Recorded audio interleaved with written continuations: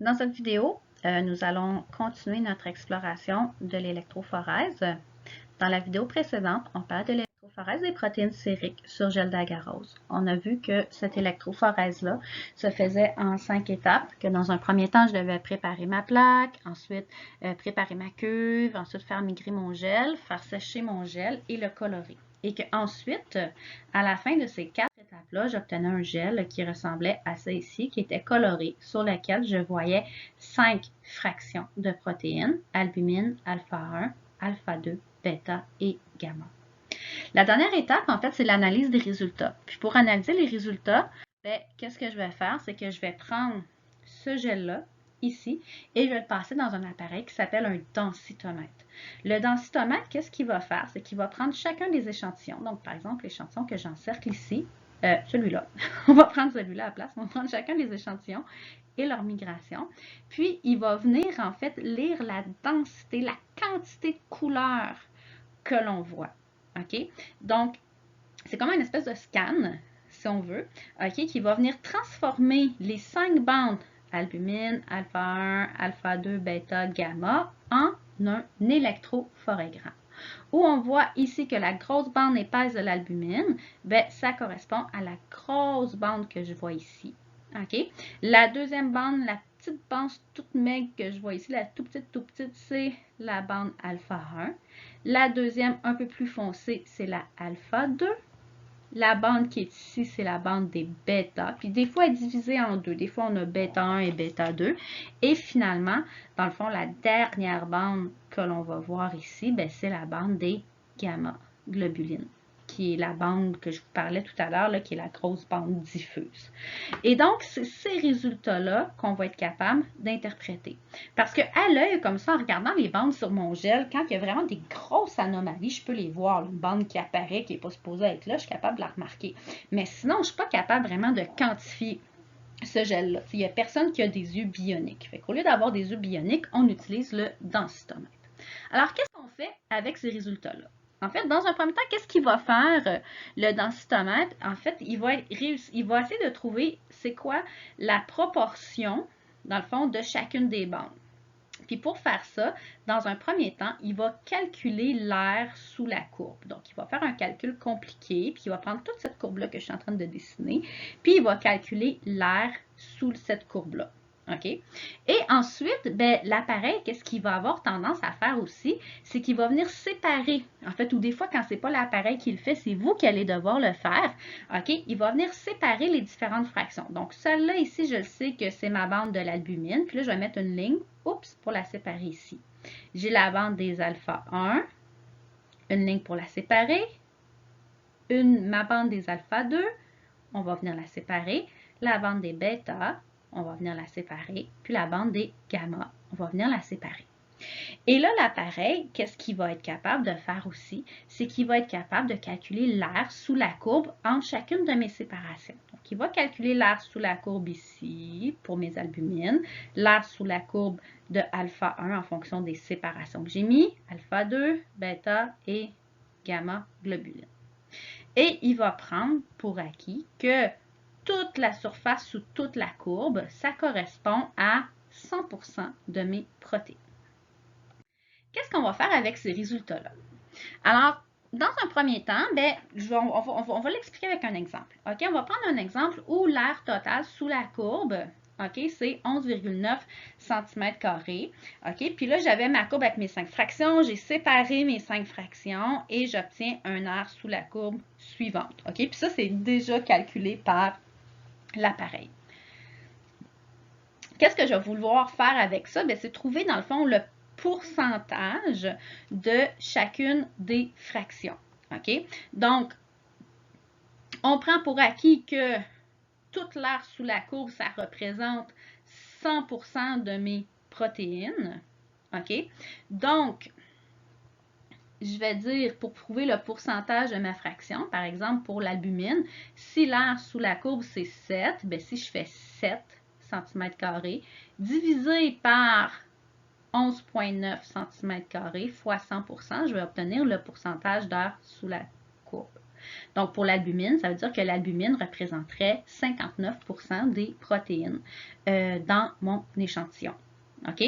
Et comme on fait exactement la même chose pour chacune des fractions. Donc, si je fais ce calcul-là, puis là, vous pouvez arrêter la vidéo pour essayer de le calculer si vous voulez par vous-même, OK? Je vais retrouver le fait que, bon, on a calculé tout à l'heure que le pourcentage d'albumine, c'était 59%, mais en divisant l'aire sous la courbe sur l'aire sous la courbe totale de l'alpha 1, je vais obtenir que l'alpha 1 représente 4% de mes protéines, alpha 2, 12, bêta 10% et gamma, les gamma 15%. Puis ça, normalement, ce calcul-là, vous n'avez pas à le faire, OK? Dans le sens que c'est l'appareil qui va le faire. L'appareil, quand on lit la plaque d'électrophorèse au densitomètre, elle va être capable de nous donner le pourcentage relatif de chacune des fractions. Pour pouvoir faire son interprétation, le médecin il a besoin du pourcentage de chacune des fractions. OK? Donc, il a vraiment besoin de ce pourcentage-là, mais il a aussi besoin du nombre absolu. Il a besoin de la concentration de chacune des fractions.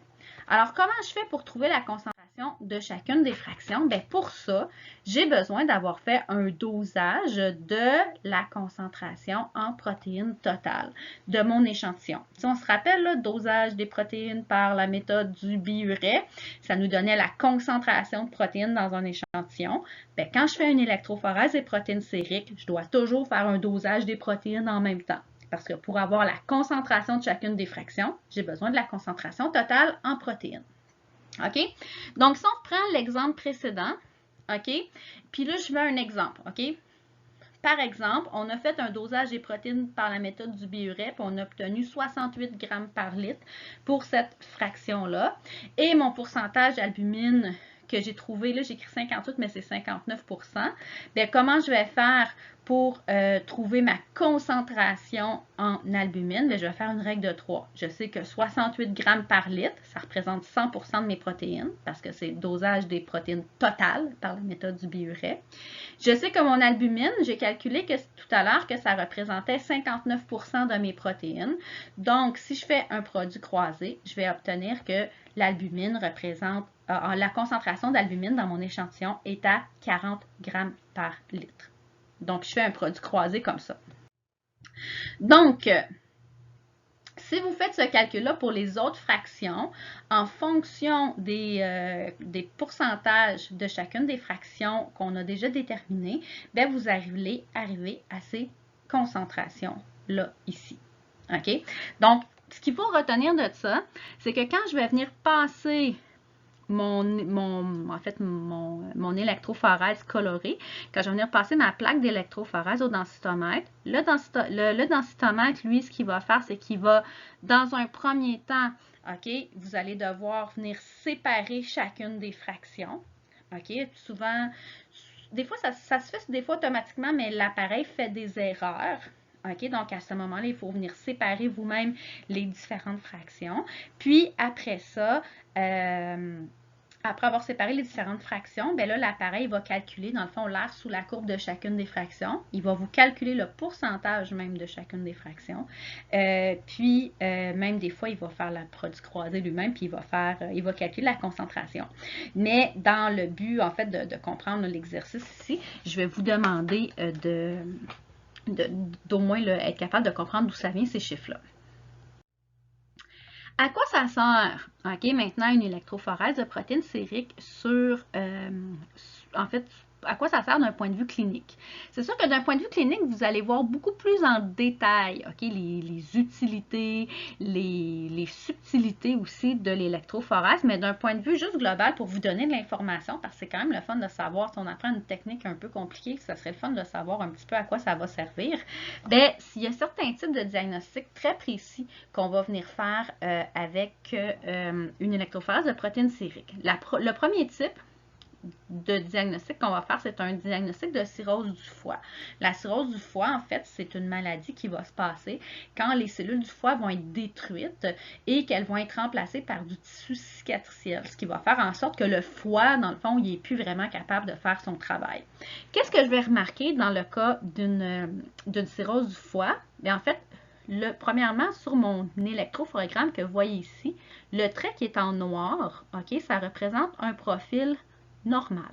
Ok, donc, vous voyez en noir, le trait noir, j'ai l'albumine en grande quantité, alpha 1, alpha 2, bêta et gamma. Puis si je veux venir les séparer, là, je viens les séparer comme ça ici, où je viens mettre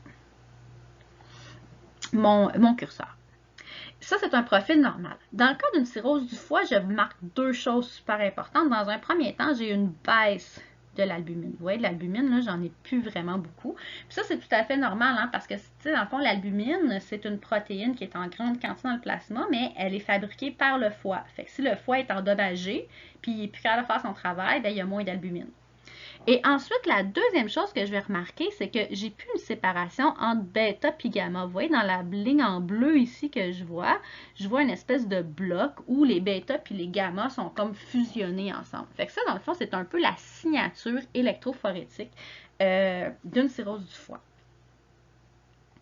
Autre diagnostic que je vais être capable de faire avec les protéines sériques sur un gel d'agarose, c'est le diagnostic de la gammapathie monoclonale.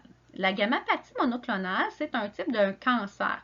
On en a parlé un peu quand on parlait des anticorps monoclonaux et polyclonaux dans le chapitre sur les techniques immunologiques. Alors, la gammapathie monoclonale, c'est un cancer de plasmocyte. Okay? Un plasmocyte, c'est un lymphocyte B qui va produire une gamma-globuline, donc un anticorps unique. Okay? Donc, ça veut dire que cette cellule cancéreuse-là, qui fabrique par exemple un IgG, okay, ou un IgM quelconque, ben, elle va se diviser de façon anarchique et il va avoir être en très très grande quantité et par conséquent, l'anticorps qu'elle fabrique va être présent en très très grande quantité. Qu'est-ce qu'on va voir sur le gel d'électrophorèse? Ben, vous voyez encore une fois le trait en noir ici représente un profil normal. Dans le cas d'une gammapathie monoclonale, on va voir que toutes les fractions sont normales, sauf les gamma-globulines. Les gamma-globulines, c'est une fraction qui va donner normalement un patron diffus. OK, donc c'est assez large. Mais là, qu'est-ce qu'on va voir? C'est qu'on va voir un seul pic très, très grand, très proéminent, OK, ici, qui va venir apparaître sur mon électrophorégramme. Pourquoi? Ben, parce que la gammapathie, donc ce plasmocyte-là qui va se diviser, qui va fabriquer beaucoup, beaucoup, beaucoup d'anticorps, ben, il va être là en grande quantité. Donc, c'est cet anticorps-là qu'on va voir ici. Parce qu'on se rappelle, les gamma-globulines, la section gamma, ça contient nos anticorps. Donc, ici, je vais avoir l'apparition de ma gamma-globuline, de mon anticorps spécifique que je vais voir. Puis ça, on va le voir super facilement sur le gel. Puis on va le voir sur le gel, là, au lieu d'avoir une section gamma qui est diffuse, bien, vous allez voir une bande très très fine qui va apparaître au niveau des gamma-globulines.